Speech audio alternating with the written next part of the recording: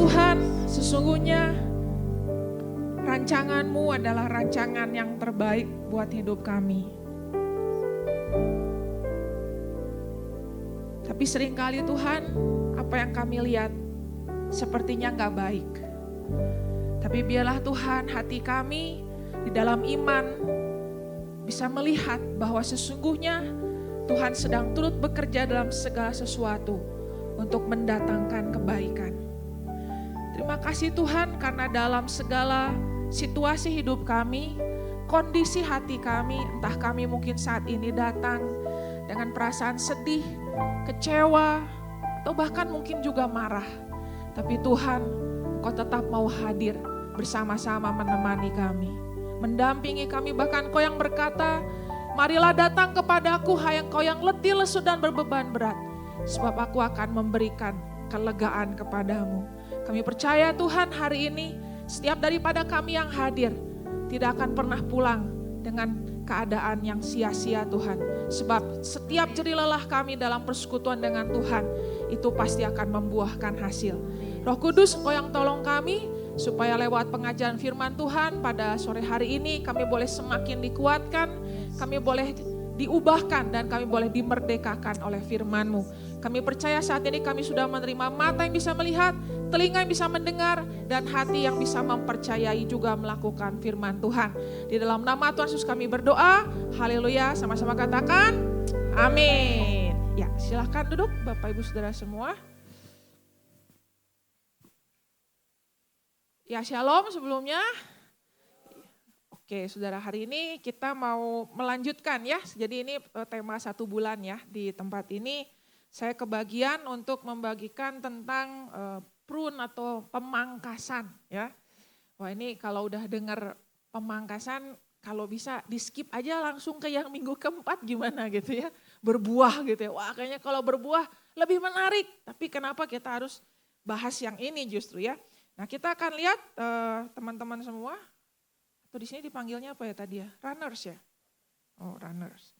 Nah ya, Yohanes 15 ayat 1 sampai 5, kalau boleh kita baca bareng-bareng ya. Karena sore-sore begini, ini jam berat ini ya.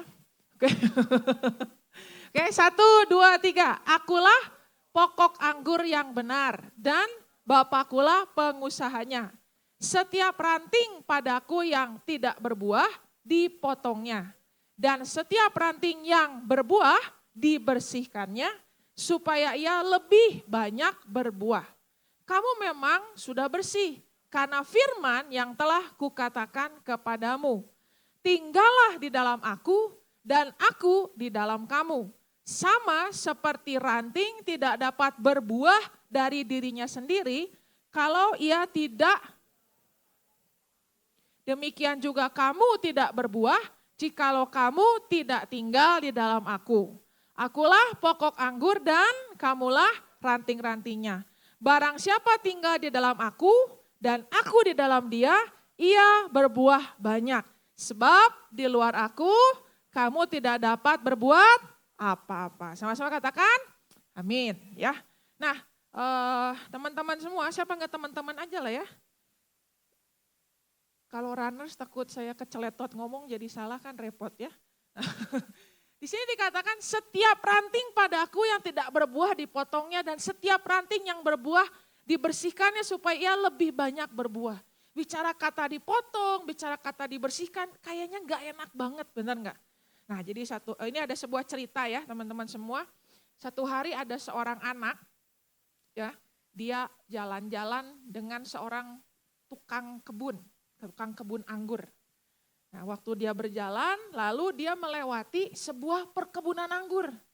Tapi perkebunan anggur itu ternyata sudah begitu banyak ranting-ranting liar, sudah begitu banyak daun-daunan yang sudah layu, pokoknya gak terawat, gak terurus. Nah, kemudian si tukang kebun anggur ini bertanya gitu, nah kamu lihat kondisi kebun anggur itu? Menurut kamu apakah kalau aku sebagai tukang kebun anggur membiarkan kebun itu sampai menjadi begitu rupa, apakah itu berarti aku ini adalah tukang kebun anggur yang baik? Menurut Bapak Ibu Saudara semua teman-teman, kira-kira tukang kebun anggur yang baik bukan? kalau dibiarin aja kebun anggurnya berantakan seperti itu. Tidak baik ya tentunya. Jadi akhirnya si anak itu di situ akhirnya dia mengerti. Oh iya ya, ternyata waktu terjadi apa? Pemotongan, waktu terjadi apa? Pembersihan itu sebetulnya tanda sayangnya si tukang kebun anggur itu sama si perkebunan anggur itu. Cuman memang prosesnya kerasannya tuh gak enak. Tapi kalau kita bayangkan kalau tukang kebun anggur itu hanya datang untuk cuman mengambil buahnya, lalu setelah itu dibiarkan. Nah bahkan mungkin gak akan bisa berbuah banyak kalau dibiarkan seperti itu. Justru karena sayangnya dia terhadap perkebunan anggur itu, maka yang dia lakukan dia membersihkan, dia memotong setiap bagian-bagian yang kering, bagian-bagian yang tidak baik. Jadi memang bicara tentang pemotongan, bicara tentang pembersihan, kedengarannya gak enak. Tetapi itu adalah bagian dalam hidup kita yang harus kita lewati. Amin. Jadi pemangkasan merupakan bagian dari kasih Allah yang ingin melihat kehidupan kita semakin berbuah. Sama-sama katakan Tuhan baik. Nah, saya mau bagikan hari ini 2 hal aja. Ya, jadi saya akan singkat aja tentang pemotongan, pembersihan itu dengan kata yang juga tadi sering diucapkan sama worship leader, proses. Ya, jadi yang pertama apa yang kita mau pelajari diproses untuk menguatkan. Ya, sama-sama katakan diproses untuk menguatkan. Nah, tadi kan ayatnya bicara seperti ini ya. Akulah pokok anggur yang benar dan Bapakkulah pengusahanya. Setiap ranting padaku yang tidak berbuah dipotongnya.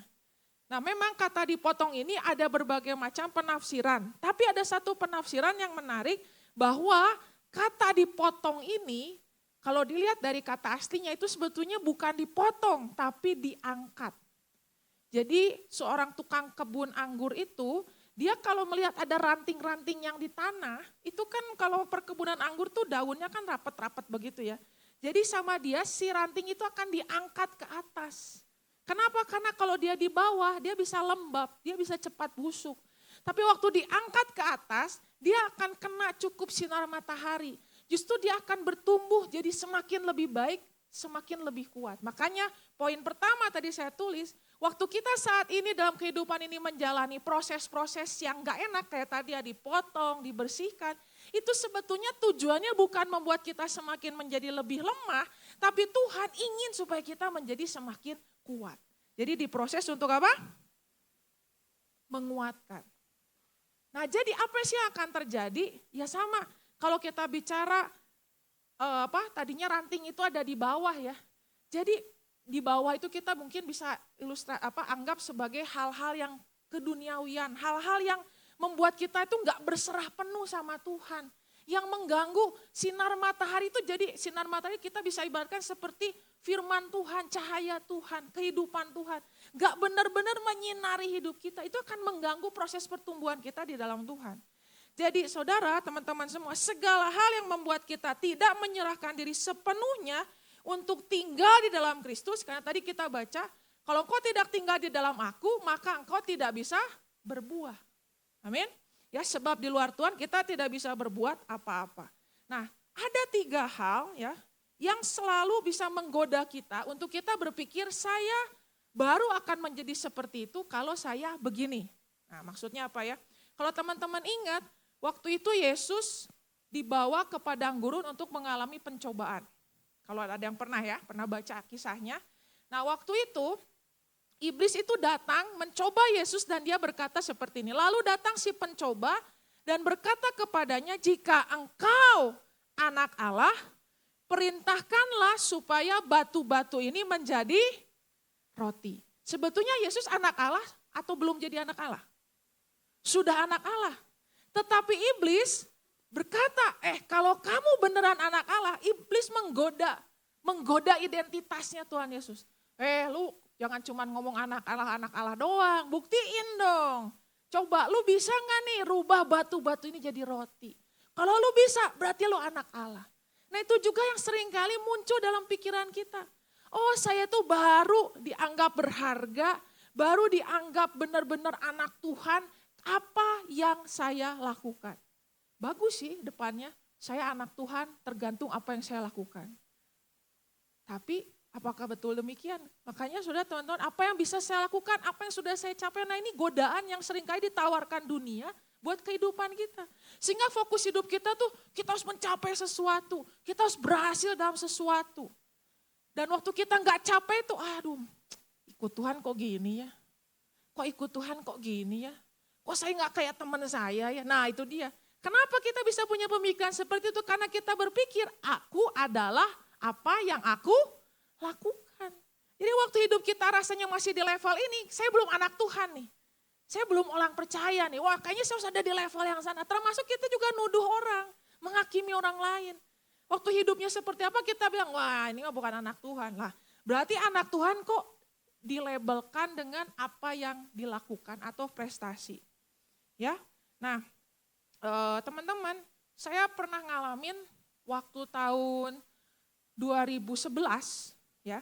Saya itu diizinkan oleh Tuhan mengalami keguguran. Jadi anak pertama lahir 2008, lalu 2011 saya hamil anak kedua, tapi ternyata gugur karena janin gak berkembang. Jadi di usia 10 minggu itu dia akhirnya gugur. Nah waktu itu saya tuh stres banget. Kecewa berat sama Tuhan. Padahal saya sudah pelayanan, saya sudah khotbah di mimbar, saya adalah aktivis di gereja. Tapi waktu saya keguguran, saya betul-betul kecewa. Yang saya bilang apa? Waduh gimana ntar gue mau khotbah ya? Gue aja pengkhotbah kok ngalamin keguguran sih, saya pengkhotbah loh. Tapi saya masih punya pola pikir seperti ini. Masa gue pengkhotbah ngalamin keguguran?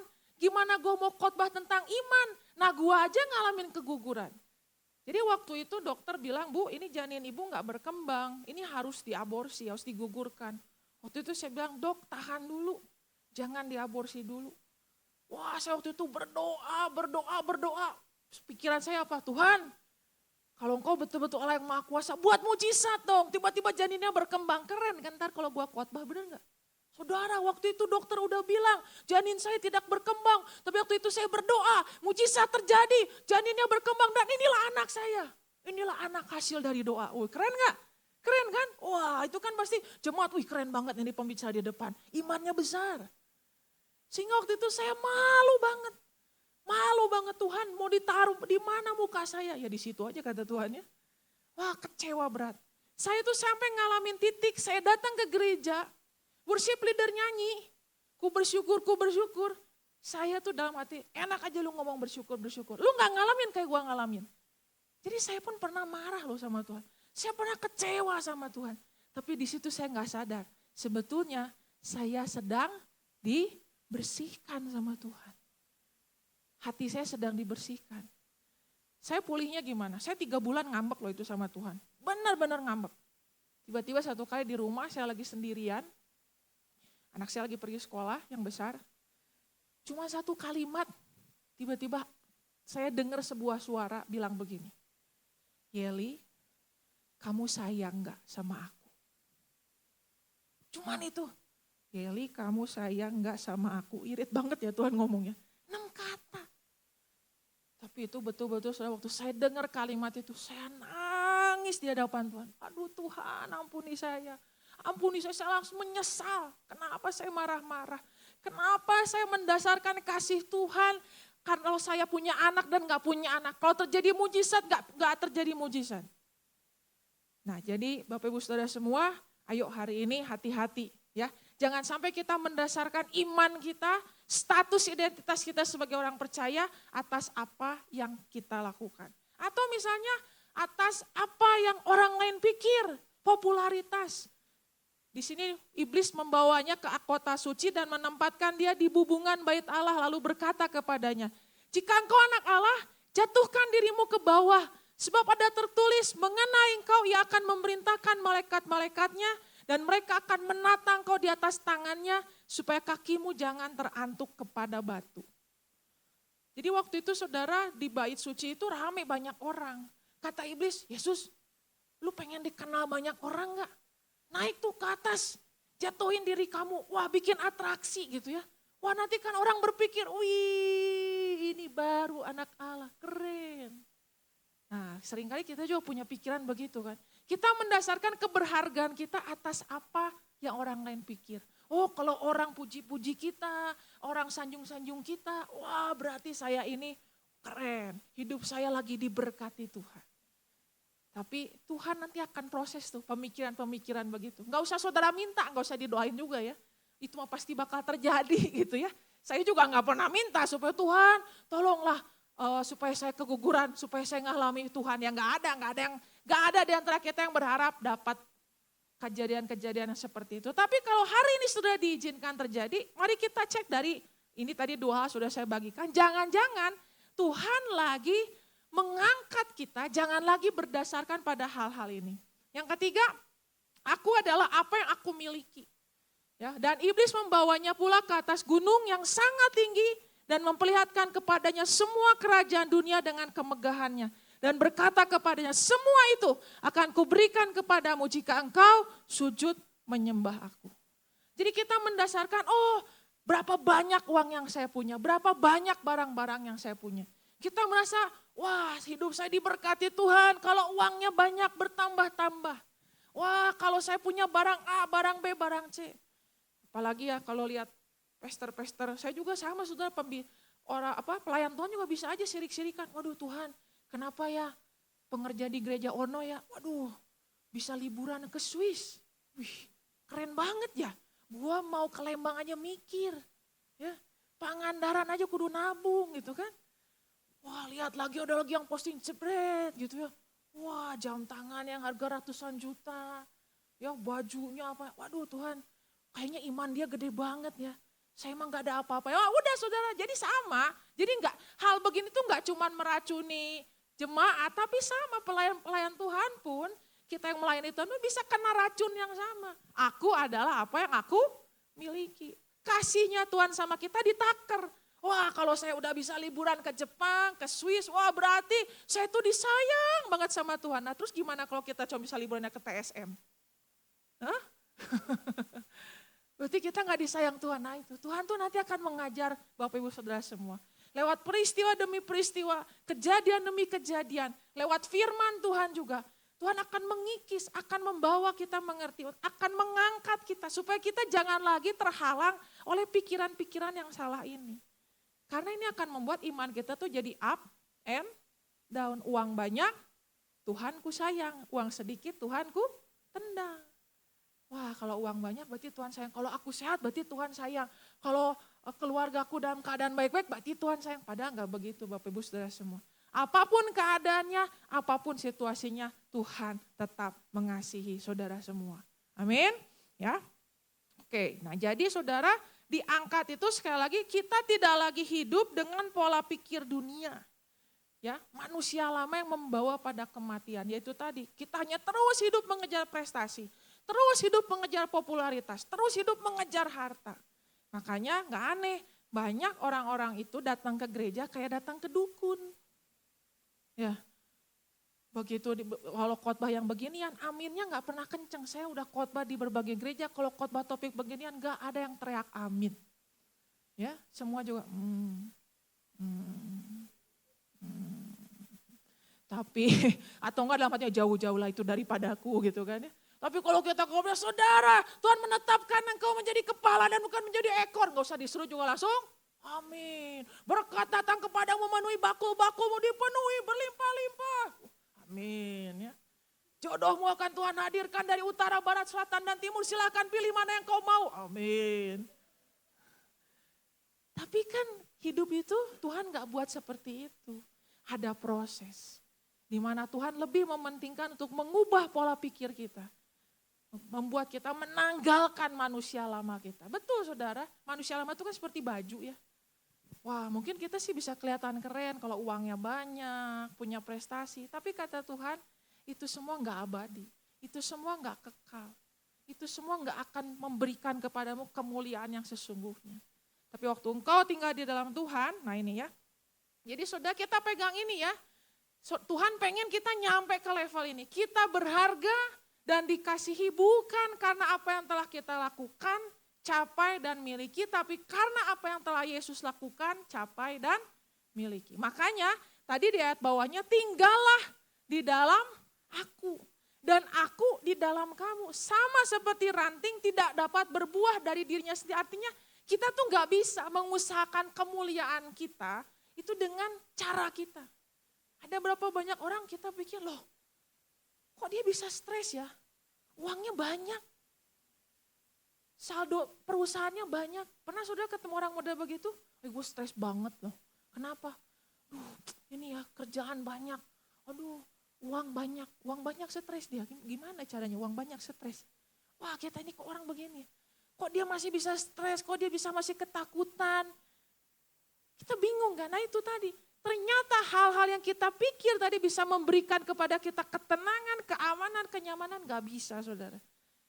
Kalau ia tidak tinggal pada pokok anggur, demikian juga kamu tidak berbuah jika kamu tidak tinggal di dalam aku. Nah, itu yang pertama ya. Sekarang yang kedua diproses, tadi apa? Diproses untuk dikuatkan, yang kedua diproses untuk dibersihkan. Tadi ayatnya mengatakan bahwa ada ranting yang kalau dia sudah berbuah, dia akan tetap dibersihkan supaya lebih banyak lagi buahnya. Ya. Jadi Bapak Ibu Saudara semua, kalau yang tahu papa saya almarhum Pendeta Yusuf Rahman, itu di rumahnya itu dia tanam satu butir ya, biji alpukat. Bener gak sih saya ngomongnya ya? Jadi bukan alpukatnya ya, bijinya ditanam. Setelah beberapa tahun kemudian tiba-tiba tumbuh tuh si pohon alpukat. Sampai sekarang tuh pohon alpukat masih ada walaupun yang punyanya udah gak ada. Dan pohon alpukat itu, saya nggak tahu ya kalau pohon-pohon yang lain ya, karena itu ditanamnya di rumah papa saya, jadi saya merhatiin gitu ya. Dia itu kalau mau musim berbuah, apa yang terjadi? Pada rontok semua tuh. Bukan rontok aja, ulet datang malah. Ulet bulu, darah ratang, makanin daun, ranting-rantingnya tuh sampai kepada habis juga. Tapi justru kalau itu terjadi, nanti waktu berbuah, buahnya gede-gede. Jadi pernah satu kali, waktu tahun berapa, itu nggak terjadi. Nggak ada ulet yang datang. Oh mama saya senang. Aduh tahun ini mah ulet. Sedikit ulet yang datang ya. Tuh makanya masih banyak daunnya. Ranting yang rontok juga dikit. Kita keluarga senang ya. Oh, soalnya itu uletnya menjijaikan sekali. Sampai memenuhi itu apa pagar-pagar rumah. Jadi kalau kita mau masuk ke rumahnya kita tendang pintunya. Karena itu banyak banget uletnya. Gila banget. Tapi karena daunnya nggak dimakan ulet. Karena rantingnya nggak pada rontok, pas berbuah, buahnya kecil-kecil. Nah itu. Jadi dari alam pun kita bisa belajar bahwa memang proses pembersihan itu harus terjadi.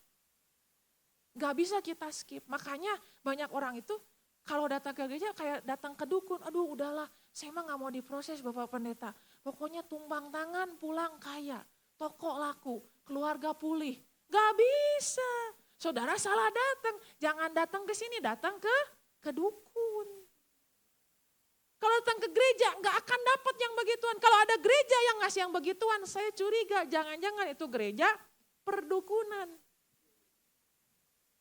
Karena kekristenan itu tidak pernah menghilangkan penderitaan. Tuh kan nggak akan ada yang ngomong amin. Diam semua juga. Ya.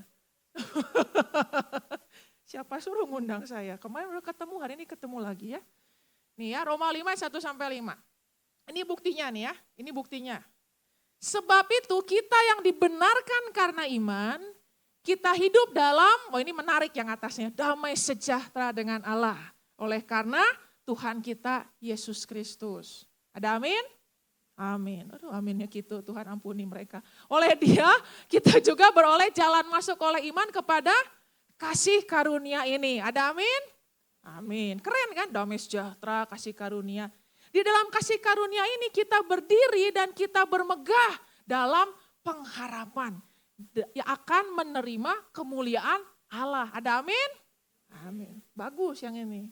Tapi lihat Paulus bilang, dan bukan hanya itu saja. Kita pengennya kan stop sampai ayat yang tadi. Wah ada kasih karunia, ada damai sejahtera, ada kemuliaan Allah, amin Tuhan. Tapi kata Tuhan bukan hanya itu saja. Lihat selanjutnya yang bagian kuning, baca bareng-bareng ya, 1, 2, 3. Kita malah bermegah juga dalam kesengsaraan kita. Karena kita tahu bahwa kesengsaraan itu menimbulkan Ketekunan, dan ketekunan menimbulkan tahan uji, dan tahan uji menimbulkan pengharapan. Jadi kekristenan itu tidak pernah mengeliminasi penderitaan. Nabi-nabi palsu yang bilang, ikut Tuhan tidak ada penderitaan, enggak ada saudara. Ayatnya ini kita bisa buka beberapa ayat lebih banyak lagi dan semuanya akan mengkonfirmasikan hal yang sama. Jadi justru kata Tuhan bermegah juga kita dalam kesengsaraan. Karena dari kesengsaraan itu ini akan dihasilkan ketekunan, tahan uji, pengharapan dan pengharapan yang tidak mengecewakan. Karena kasih Allah telah dicurahkan dalam hati kita oleh Roh Kudus yang telah dikaruniakan kepada kita. Wah, saya waktu nangkep kata-kata ini ya, wah saya salah selama ini. Ya contohnya waktu saya keguguran, saya malu waktu saya ngalami itu. Padahal kata Tuhan, waktu kita dalam penderitaan sekalipun, dalam proses-prosesnya Tuhan sekalipun, kamu harus tetap bisa bermegah. Kenapa? Karena segala proses itu adalah sifatnya membersihkan saudara dan saya. Amin? Ya ada hal-hal yang perlu dibersihkan. Kenapa? Ini juga kata-katanya kan gak gini ya, bahwa kesengsaraan itu menimbulkan kekayaan. Gak ada saudara. Jangan ditip, diganti-ganti ya. Jangan diedit pakai Photoshop. Kekayaan, mobil, 3, istri, 1. Gak ada. Kalau kita lihat di sini ini bicara karakter semua, betul? Ketekunan. Ketekunan itu berarti ketahanan menghadapi penderitaan. Tahan uji. Dalam terjemahan lain itu disebut karakter. Waktu kita tahan dalam penderitaan, kita akan punya karakter seperti Kristus. Dan menimbulkan pengharapan. Jadi Tuhan sudah lebih tertarik mengubah dalamnya diri saudara daripada situasi saudara. Amin. Cuman sudut pandang manusia itu kecil, pendek. Kita banyak berpikir bahwa hidup kita itu hanya di sini saja. 80 atau 90 tahun, udah. Padahal saudara, kalau sudah rubah sudut pandang ini, kita hidup tuh benar cuma di sini aja? Enggak kan? Kita hidup apa? Cuma di sini aja? Kita kekal saudara. Beres di sini masih hidup lagi. Cuman udah beda alam gitu. Tapi masih hidup. Nah kita kebanyakan mikir cuma di sini aja. Nah di sini kita cuma transit. Cuman transit, cuman numpang lewat. Justru yang harus kita pikirkan, gimana nanti saya hidup di kekekalan itu. Dan bagi Tuhan yang penting ialah hal-hal ini. Jadi Bapak Ibu Saudara semua, jangan sampai kita berespon yang salah. Ini yang tadi saya bilang ya, respon yang salah itu bersembunyi di balik iman, melarikan diri dari penderitaan hidup, bukannya percaya bahwa Allah mengizinkan semuanya dengan tujuan untuk mengubah kita melalui penderitaan. Sekarang coba cek doa-doa saudara. Apakah doamu itu sebetulnya tujuannya ingin lari dari penderitaan? Gak mau bersabar, gak mau bertekun. Kalau kemarin saya di acara family day-nya Maler ya, saya bilang kalau suami istri kadang doanya kan gitu. Tuhan, ubahkan suamiku. Ini doa istri. Yang suami juga sama, Tuhan ubahkan istriku. Tapi jarang kan ada yang bilang, Tuhan ubahkan aku. Jarang kan? Kalau kita doa buat pelayanan, kita ada bentrokan di gereja, Tuhan ubahkan dia, ubahkan dia, ubahkan dia, ubahkan dia. Kamu? Enggak, aku mah gak perlu berubah. Kalau dia berubah, saya baru berubah. Hari kamu licik. Jadi kita selalu menghindar dari proses. Gak mau kalau kitanya yang berubah. Kita pengen semua orang berubah, situasi berubah, kondisi berubah. Kamu mau gak berubah? Enggak. Tuhan kan menerima aku apa adanya. Iya, tapi dia tidak membiarkan saudara seadanya. Amin. Tuhan menerima saudara apa adanya, tapi Tuhan tidak membiarkan saudara seadanya. Dia ingin terus mengubahkan saudara semakin segambar dan serupa dengan Tuhan. Makanya Bapak Ibu Saudara semua di sini hati-hati. Kalau ada teman yang lagi susah, jangan sampai kita jadi penghibur-penghibur yang kata Ayub, dia bilang apa? Dasar kalian penghibur sialan. Ada di sini yang penghibur sialan? Kan kita begitu ya, kalau ada orang lagi susah, coba lu cek, lu dosa apa? Kayaknya lu ada kutuk deh. Datang lagi orang yang lain, gue yakin deh, lu pasti ada dosa yang lu sembunyiin. Datang lagi yang lain, lu kayaknya kudu pelepasan, gue udah dilepasin sama 70 pendeta bro. Pendeta mana lagi yang kudu gue datengin? Nah saudara, itu tadi kita menghakimi orang. Padahal mungkin dia sedang diproses oleh Tuhan supaya punya ketekunan, amin. Supaya dari ketekunannya itu lahir karakter. Kan tadi dikatakan di ayat 3-nya, kamu memang sudah bersih oleh firman. Tetapi Tuhan akan terus membersihkan sampai firman itu menjadi hidup, menjadi karakter. Jadi kita gak cuma dibersihkan aja, tapi firman itu jadi daging, jadi hidupnya kita. Sehingga orang makin lama kalau makin ngeliat kita, kamu semakin lama semakin segambar dan serupa dengan Kristus. Coba lihat kanan kirinya. Terus saudara bilang, aku semakin lama semakin mirip siapa? Ya. Kamu makin lama makin mirip setan. Ya. Waduh. Oke, jadi terakhir saudara, diproses itu bukan tanda Tuhan tidak hadir. Amin. Kita seringkali kalau lagi diproses kayaknya Tuhan gak ada ya. Tapi itu sama, itu ujian kedewasaan. Kalau anak kecil, saya suka lihat tuh anak-anak sekolah minggu ya, yang usia 1-2 tahun gitu ya.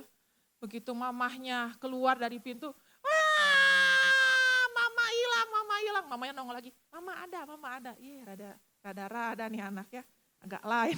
Ya bukan begitu, itu memang fasenya. Karena anak sampai usia sekitar 2-3 tahun kebutuhan utamanya tuh bonding sama orang tuanya. Dia belum bisa membedakan antara orang tuh kalau gak ada bukan berarti benar-benar hilang.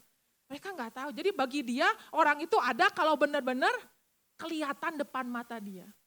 Sampai ke WC juga ngintil kan, mamanya bilang, mama mau berak. Ya, saya pakai bahasa yang paling kasar, mau ya, mau berak dulu kamu tunggu di sini. Ngikut dia. Bayangin sudah ngedan depan anak kan. Jangan nyengir. Kan gak fokus yang ngedannya ya. Tapi gitulah anak kecil. Anak kecil itu kemana-mana, kalau bagi dia kalau mamanya hilang dari penglihatan dia berarti mama tidak ada.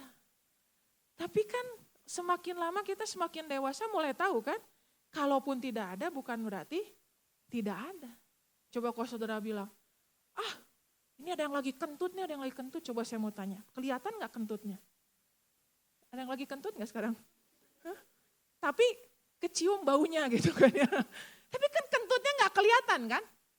Tapi apakah berarti kentut itu kalau tidak bisa dilihat berarti dia tidak ada? Ada, karena ada manifestasi yang lainnya kan. Ya sama saudara, kita tuh akan Tuhan ajar, diproses oleh Tuhan. Sehingga makanya firman Tuhan katakan berbahagialah engkau yang percaya walaupun tidak melihat. Tuhan walaupun aku rasanya kayaknya Tuhan lagi diem ya.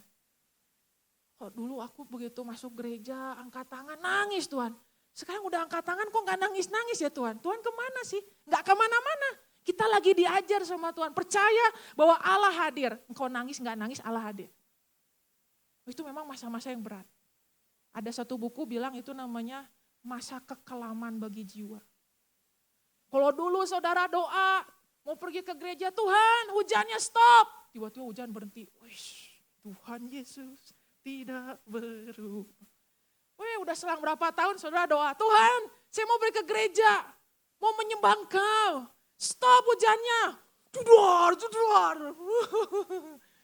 Pernah ngalamin gitu? Buset dah sekarang gue doa buat hujanannya udah gak manjur. Kenapa bisa terjadi? Karena Tuhan mau mengajar. Hujan lu tetap beribadah gak? Ketekunannya keluar gak? Atau lu beriman sama Tuhan cuman karena kondisi dan situasi. Kita seringkali begitu kan. Kalau sikonnya baik, segalanya baik. Wah imannya menyala-nyala. Tapi sekarang Tuhan mau mendewasakan saudara. Kayak pohon, dia kalau kerdil terus ya gak akan berbuah-berbuah kan. Supaya pohon berbuah, dia harus bertumbuh. Bertumbuh juga ada proses dipangkas, dibersihkan, dipotong. Tujuannya apa? Supaya saudara imannya dewasa. Bukan lagi berdasarkan pada panca indera, tapi pada firman Tuhan. Bahwa Tuhan tidak ada yang bisa memisahkan saudara dari kasih Tuhan. Baik itu ketelanjangan, maut, kelaparan, pedang, apapun juga. Apapun situasi kondisi saudara, saudara percaya Tuhan hadir. Tuhan hadir. Saya tahu Tuhan lagi bekerja, memproses hidup saya supaya saya semakin lebih banyak lagi berbuah. Amin. Yuk mari sama-sama kita berdoa.